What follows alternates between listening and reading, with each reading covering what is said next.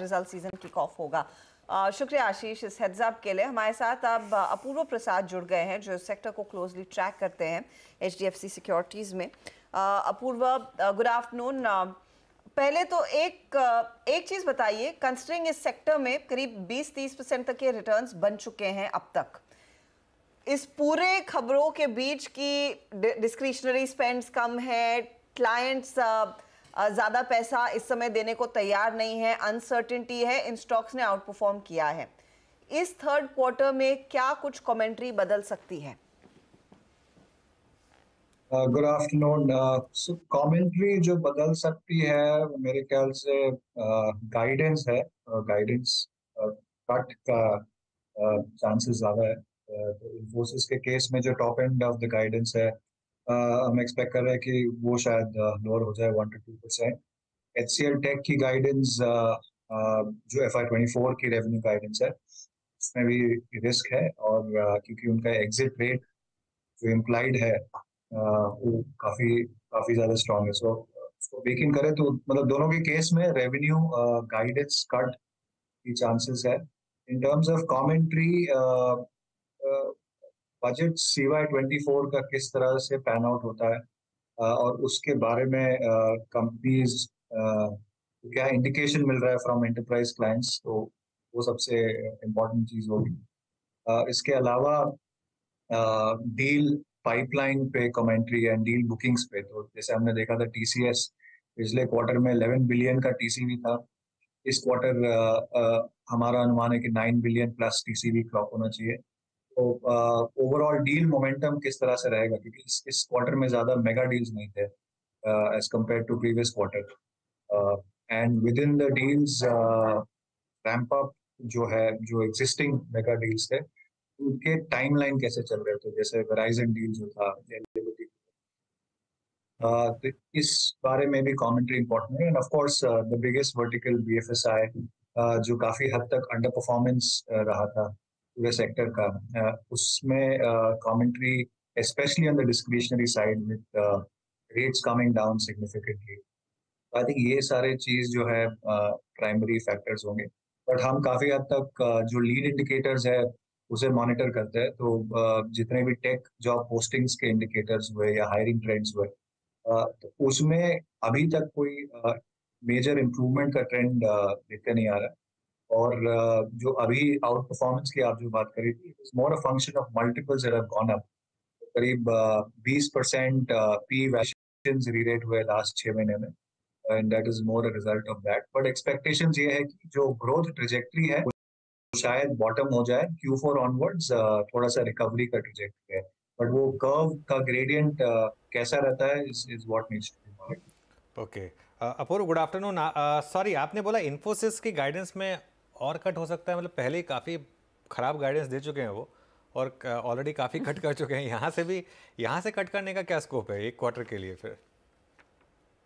अनुज, risk है उसमें। So top end certainly risk है, बिकॉज Q3 काफी हद तक वीक होगा, and then Q4 exit implied growth rate sequential काफी काफी ज्यादा है। सो जो डील्स जो थे, काफी सारे डील्स जो Q3 में रैंप अप थे, lot of them have got pushed out to Q4।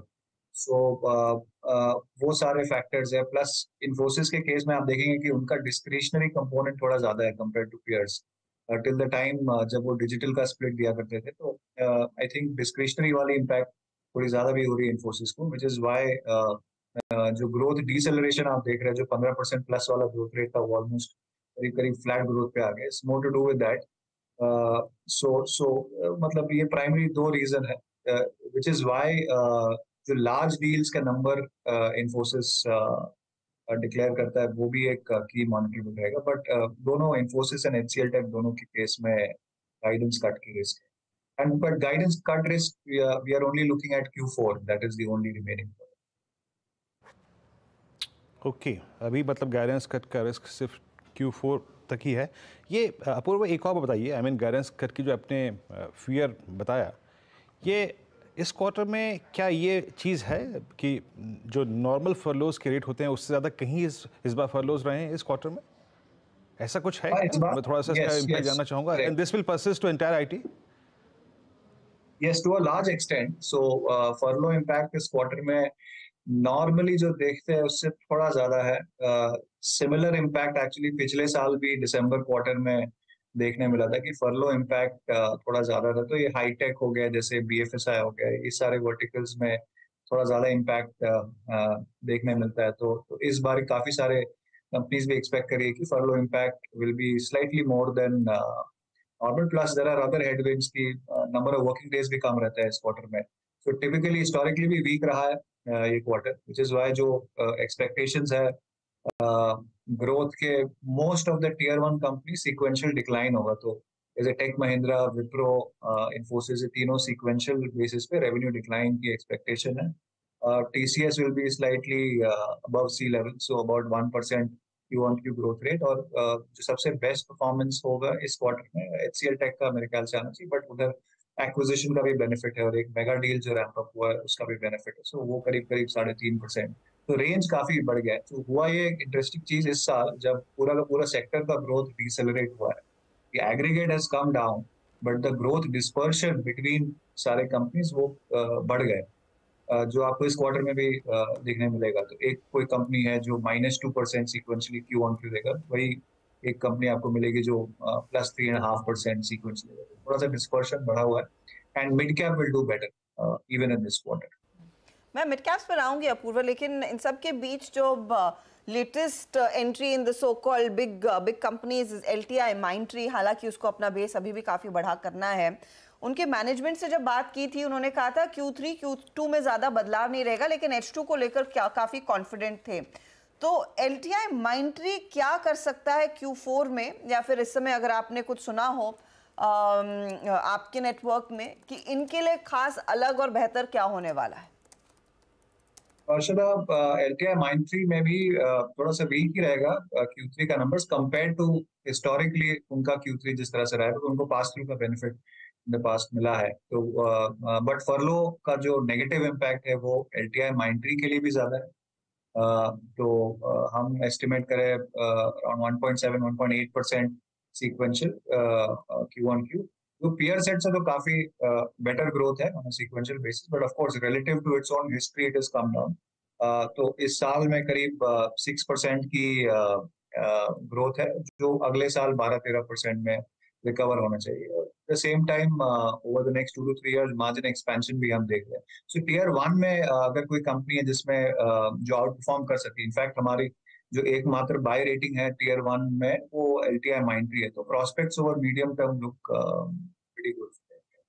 Okay, mid caps में क्या टॉपिक्स रहेंगे आपकी? नॉर्मली कोफोज, परसिस्टेंट, एलटीटीएस ये अपनी एक अलग लीग में रही हैं और अच्छे काफ़ी नंबर्स रहे हैं यहाँ पर. आपके रेडार पर कौन से 2-3 स्टॉक्स होंगे? सो परसिस्टेंट सिस्टम्स कंसिस्टेंटली जो हमारा टॉप पिक रहा है मिड कैप में, वो कंटिन्यू रहेगा. काफी स्ट्रॉन्ग विजिबिलिटी है, कंसिस्टेंट परफॉर्मर है, again scope for margin expansion there. And within small caps Birlasoft I think ये कंपनी जिसमें अच्छी टर्न अराउंड हो रही है. तो हमारी प्रेफर्ड पिक वही है, LTI Mindtree from large caps, persistent systems from the mid cap space and Birla soft from small cap. ये पैकिंग हो रही है. मगर अगर मैं अपूर्व आपसे एक प्रश्न पूछा, out of TCS and Infosys, अगर हमें, हालांकि आपने कहा कि जो थोड़ा सा यहाँ पे गाइडेंस कट की पॉसिबिलिटीज़ हैं, बट अगर डिप मिलता है ड्यूरिंग दैट डिप, मतलब अगर आपको एंट्री का मौका मिले तो बेटर क्या होगा चेस करना, इन्फोसिस, टीसीएस? मेरे ख्याल से टीसीएस में थोड़ी अपसाइड पोटेंशियल ज्यादा है अगर 1 year टाइम फ्रेम से देखा जाए. अगर ग्रोथ डिफरेंशियल, मार्जिन डिफरेंशियल हम मैप करें दोनों के बीच में, तो मेरे ख्याल से between the two TCS can provide better return. पूर्व बहुत बहुत शुक्रिया आज हमसे बात करने के लिए, और कल पता चलेगा हमें इन्फोसिस टीसीएस में कौन बेटर रहा, और परसों पता चलेगा विप्रो एचसीएल टेक क्या रहा इनका. लेकिन डिफेंस